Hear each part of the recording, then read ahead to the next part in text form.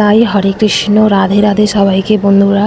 আজকে কিন্তু ষটতিলা একাদশী, শুভ ষটতিলা একাদশী। তার জন্য আজকে দেখো বাজার থেকে ফুল আমি নিয়ে চলে এসেছিলাম, আর সেই ফুলগুলো দিয়েই বাড়িতে বসে মালা তৈরি করছি। একটা গাঁদা ফুল আর রজনীগন্ধা দিয়ে। তো আমি গাঁদা ফুলগুলো প্রথমে মালায় দিয়েছিলাম, তারপরে রজনী ফুলগুলো একের পর এক দিয়ে তারপরে আবার তার উপরে হলুদ গাঁদা দিচ্ছিলাম। তো এইভাবে আমি গোপুসোনার জন্য একটা ছোট্ট মালা তৈরি করে নিলাম। আর একটা বড় মালা যেটা এনেছিলাম সেটা দোকান থেকে কিনে এনেছিলাম, সেটা আমি তৈরি করিনি। ছোট্ট মালাটাই গোপুর জন্য তৈরি করেছিলাম, কারণ এত বড় মালা গোপুর গলায় থেকে বড় হয়ে যাবে, যার জন্য ছোট্ট একটা মালা আমি গোপুর জন্য তৈরি করেছিলাম। তো গোপুকে শুভ একাদশীর দিনে চান করিয়ে দিলাম ভোর ভোর, দিয়ে নতুন পোশাক, প্যান্ট, সাজগোজ সমস্ত কিছু করিয়ে তাকে সিংহাসনে আমি বসিয়ে দিয়েছিলাম। দেখো সিংহাসনে বসে যেই মালাটা আমি তৈরি করেছিলাম, ওই আমার গোপুসোনাকে কত সুন্দর লাগছে সিংহাসনে বসে।